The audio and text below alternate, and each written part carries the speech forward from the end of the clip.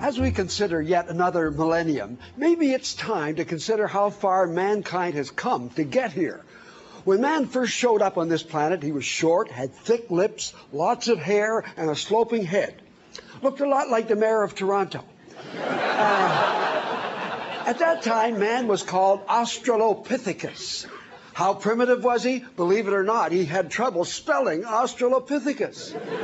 Finding out that he could lift things, early man lifted up a big stick high in the air and brought it down on the head of another early man.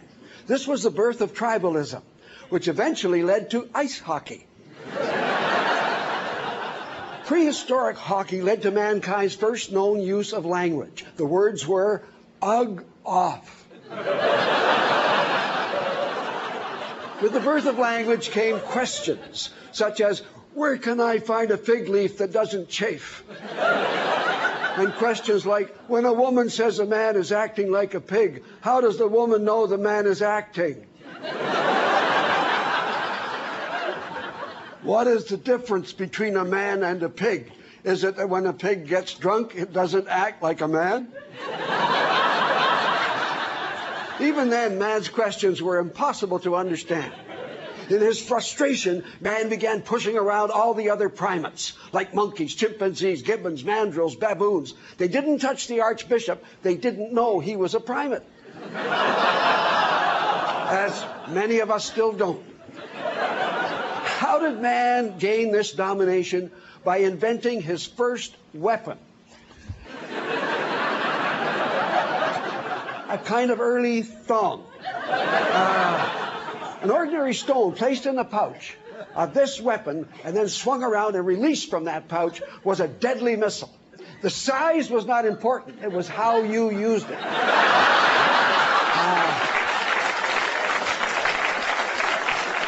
So why did humans surpass the other animals? Why wasn't it an orangutan who invented the toilet bowl cleaner that's shaped like a duck? It was because of man's remarkable imagination. Man's imagination and the way his nose kept his eyes apart were his most attractive attributes.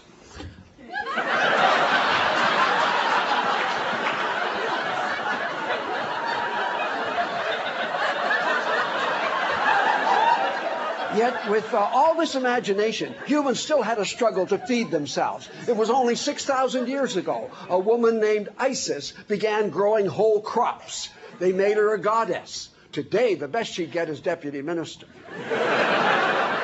So, what does it mean to be a man today? Exactly. Today, man needs major repairs.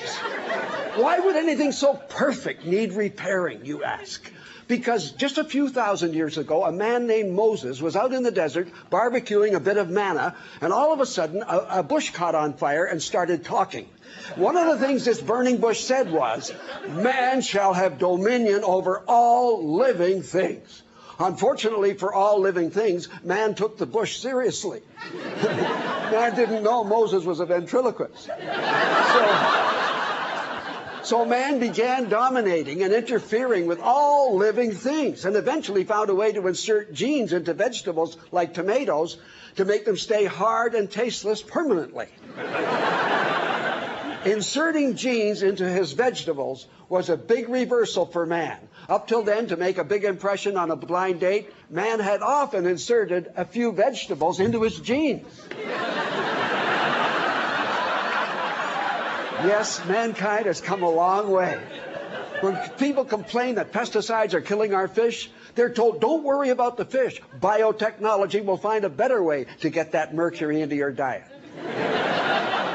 How far has mankind come? Believe it or not, several members of the human race are now able to spell Australopithecus. Not only that, we now know the difference between a man and a pig. One likes to grunt and snort and wallow in the dirt. The other has a curly tail.